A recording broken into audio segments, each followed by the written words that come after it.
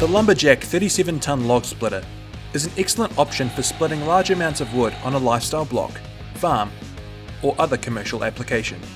With its powerful Kohler 277cc petrol engine powering its hydraulic oil pump, this splitter pumps out an impressive 37 tons of splitting force, allowing the user to quickly and efficiently convert felled trees, trunks and logs into firewood. It features a 50mm tow hitch, allowing you to easily hook it up to a vehicle and maneuver it on site.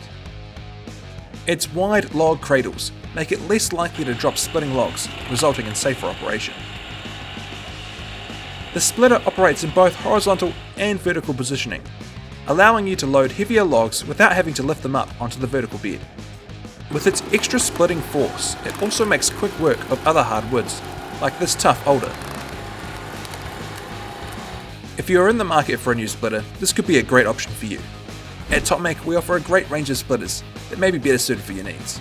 You can check out this great video of our entire range up here, or there are links below. Make sure you get on down and check out our full range of log splitters and more in store or online at topmac.co.nz. I'm Sam from TopmaQ, and we'll see you next time.